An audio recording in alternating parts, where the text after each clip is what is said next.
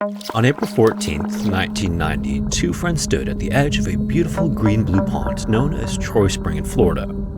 They didn't know it yet, but shortly after suiting up and swimming down to the cave at the bottom, something would go horrifyingly wrong. This is their story, along with a couple of other horrifying cave stories. As always, viewer discretion is strongly advised.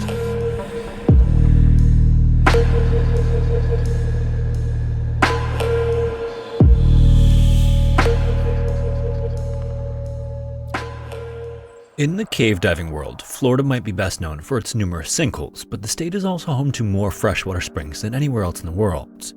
There are more than 700 springs in Florida, and some are considered really special because of their designation as first magnitude springs.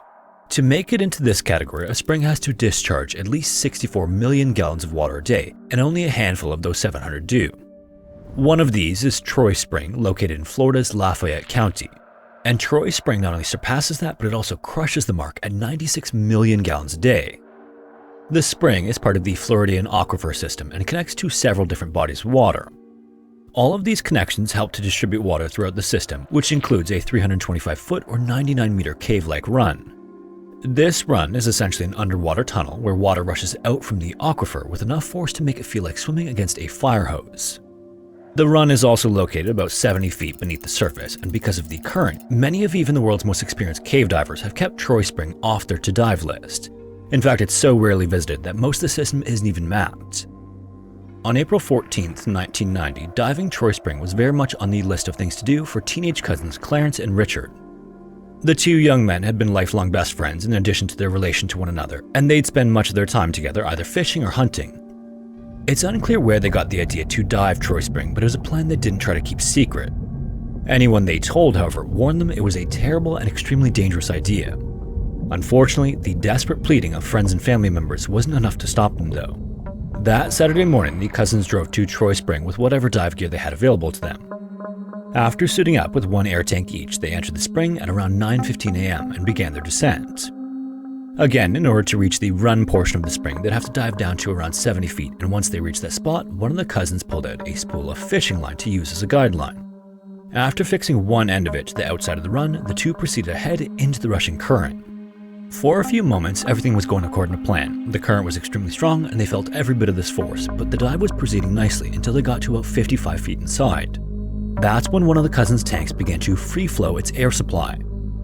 Under normal circumstances, air will only flow through the regulator when a diver inhales. If a regulator starts to free flow, that means it's sending a constant supply of air through the regulator. This can make it feel like you're trying to inhale from a spraying hose. Causes of this can vary from cold water to damaged equipment, but in this case it was the strong current that caused the tank to change how it was operating. This then caused the diver with the free-flowing tank to begin to panic, which only made the situation worse as the cousins struggled to fix the problem. With the constant spray of gas, it also causes a bunch of bubbles, which can sort of blind a diver. This might seem like it wouldn't be a huge issue, but if you're juggling trying to breathe, being blinded, and swimming against a current, you can see how it would quickly become overwhelming. Ordinarily, a diver might then use their partner's octopus, but the other diver with a working tank didn't have one. An octopus is basically a second regulator that can be used in the case of an emergency, but without one, the two were left with only one option, which was passing the only working regulator back and forth. As they worked to get a hang of this process, the relentless current inside the run was quickly carrying them back to the entrance. Under the circumstances, this might seem like a stroke of luck, but this only served to severely entangle the cousins in their own fishing line. Upon realizing this, the two struggled and pried at the line, trying to free themselves so they could continue toward the surface, but it was quickly growing into a hopeless situation. All the while, being carried by the current, fighting against the line, they became so entangled that the line itself was soon keeping them underwater. More panic then ensued, and soon after, the two drowned together while air was still left in the working tank. At 10:07 a.m., less than an hour after the boys entered Troy Spring, another diver came upon their bodies, but there was nothing he could do to help them. They were already gone. When recovery divers eventually entered the water to retrieve them, they found that the boys were so wrapped up in the fishing line that it took a full 10 minutes to cut them loose.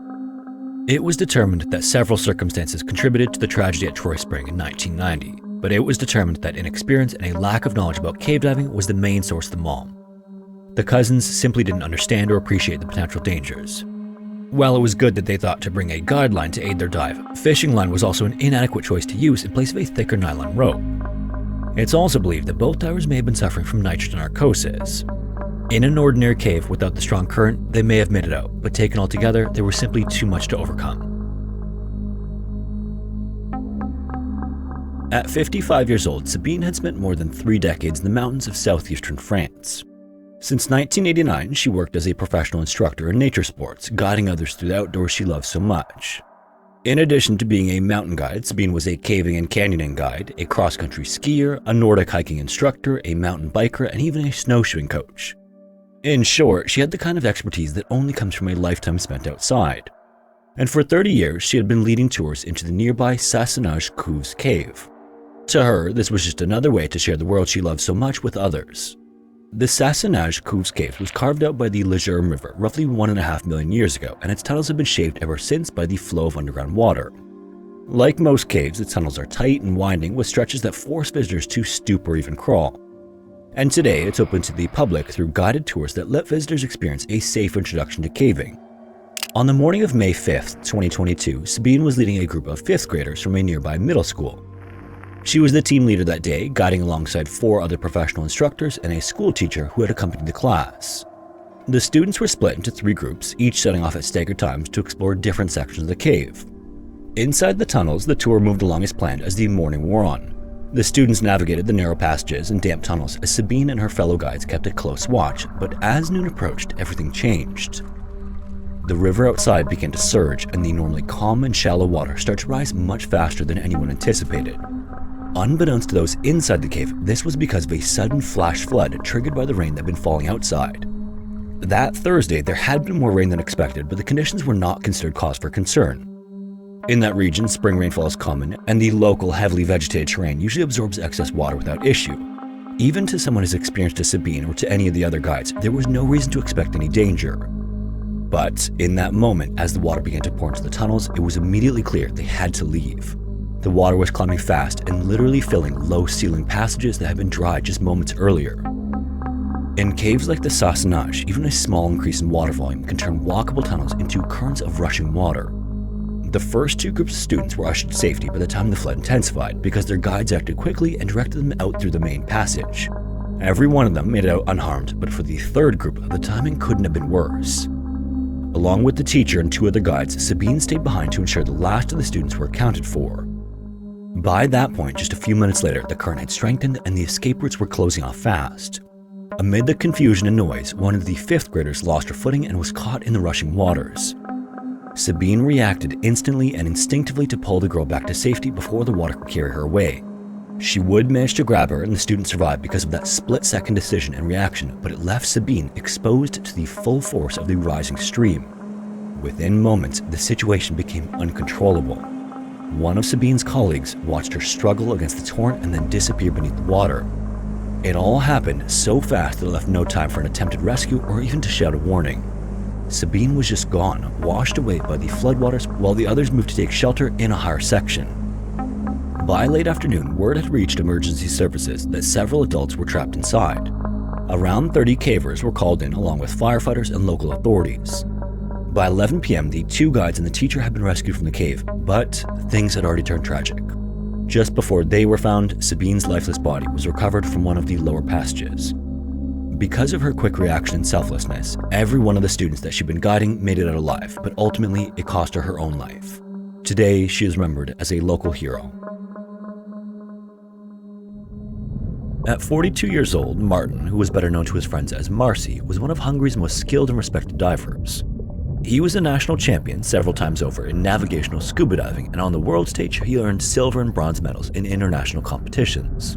His skills served a much larger purpose than competition, though. He was equally at home exploring dry caves as he was pushing forward Hungary's underwater cave research scene. He'd spent years exploring submerged cave systems across Hungary, Montenegro, and Bosnia, and his friends even used to tease him about his ever-careful approach to diving. Where other divers would spot a clear passage into an unknown and uncharted section of the cave and see opportunity, Marcy would see a reason to stop, go back, and plan before proceeding ahead. So when the phone rang in the office of András on the afternoon of Sunday, April 3rd, 2022, he immediately knew that he would not be receiving good news. As the leader of the Hungarian Cave Rescue Service, András had taken plenty of calls like this before. From injured cave explorers to trapped and experienced cave divers who went well beyond their means, it was his job to figure out how to produce the best possible outcome. This call was different though. The voice on the other end was tense as it informed him that a diver had gone missing in Kovalchektaff Cave in the hills of Hungary's Agtelek National Park near the Slovakian border. Earlier that day, a team of highly experienced divers were conducting exploratory dives near what was once thought to be the end of the system in an area known as Siphon 3. Marcy was among them on the way into the sump, but he wasn't on the way out. This news hit Andres hard and he didn't know how to react. Everyone in the diving community knew Marcy, and if he hadn't come back, something was seriously wrong. So within minutes of receiving the call, Andres was on the road juggling phone calls and assembling a team while mentally running through every scenario. Unfortunately, he knew the odds weren't in Marcy's favor. He had been underwater for hours by then, far past any realistic survival window, so the best that Andres could hope for was that Marcy had found an air-filled pocket on the other side of Siphon 3. By the time he arrived at Kovalchektaff Cave around 11 p.m., the area was already crawling with rescuers and support teams. Within minutes of the alert going out, the country's best were already on their way. Hungary has 3 separate cave rescue organizations, and all 3 immediately came together for this one. Tents were being set up, gear was in the process of being sorted, medical teams were forming, and some rescuers were even inside the cave assessing the situation from the dry areas as they waited for orders.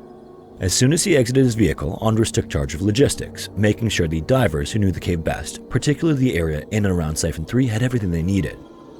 Unfortunately though, there weren't many who fit that bill. In fact, you could count them on one hand, and Marcy was among them. Among the others were 2 veteran divers, Victor and Andres. With more than 25 years of diving experience, Victor had been Marcy's friend and dive partner on countless expeditions.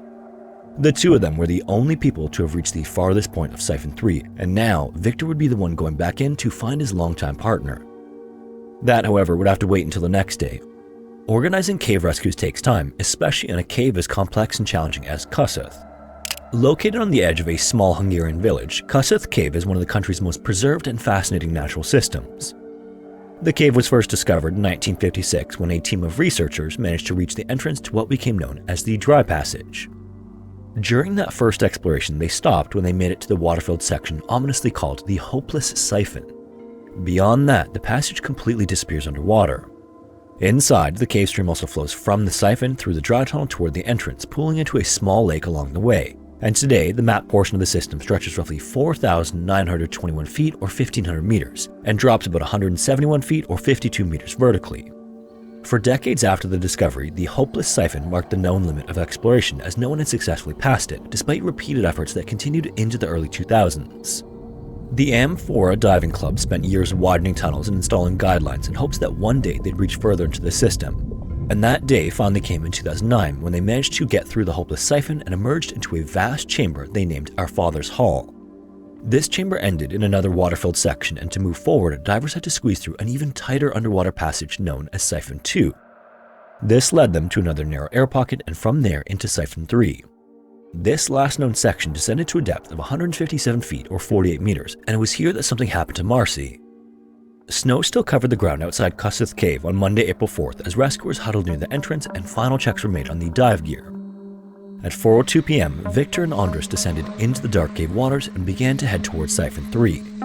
The plan was to swim to the far end of Siphon 3, assess the situation, and search for any signs of Marcy, but the passage was narrow, visibility was near zero, and the temperature of the water was close to freezing. On the surface, the support team waited as the minutes dragged on for almost an hour when Victor and Andres resurfaced. Victor then reported that he reached the end of the passage, but there wasn't much left of it. The tunnel at Siphon 3 was completely blocked, filled in with collapsed clay and rock debris, and there was no getting past it. Even the guide rope that had once cleanly run through the area was now buried, and there was no safe way forward. Following their dive, rescue organizers gathered around a laptop as Victor reviewed the footage from his helmet camera. The video showed just how murky things were near the collapse, but it unmistakably showed a wall of debris where the tunnel should have been. As they paused and rewound the footage countless times, someone noticed something metallic in one corner of the frame. And once it was pointed out, they determined it was likely the edge of a scuba tank. Right away upon making this discovery, the mood in the room shifted.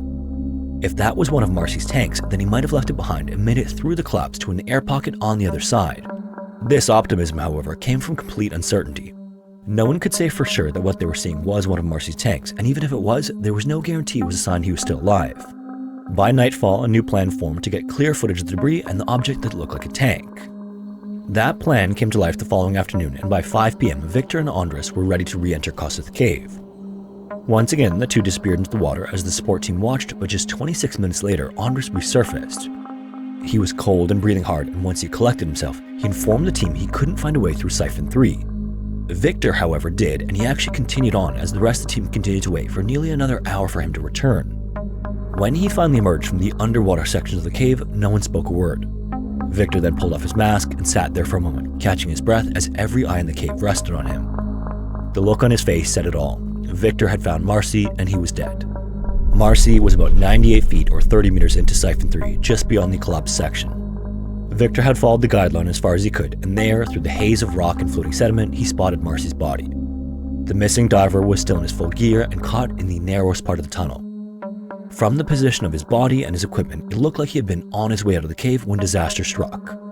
Outside the entrance of Kussov's cave, rescuers embraced while others stood silently trying to digest the horrible news that was making its way around. At that moment, the operation shifted from rescue to recovery. In the days that followed, once the initial shock faded and the divers got some rest, rescuers turned their attention to understanding what might have gone wrong. The team reviewed dive logs, footage, verbal accounts, and every small piece of data gathered from the collapsed section. Little by little, a picture of what happened to Marcy began to form, and organizers could put together a theory of what most likely happened. What they determined was that Marcy was working carefully and methodically, as he always had at the end of Siphon 3. His last recorded movements showed that he had advanced a few feet beyond the previously explored end of the siphon, and there he attached the guide rope to a new anchor point. This was a routine part of extending the mapped route. Visibility at the time was poor, but not unusually so, and certainly presented nothing beyond Marcy's abilities and experience. Once the line was secured to the anchor point, he began turning back toward the exit, and that's when everything changed.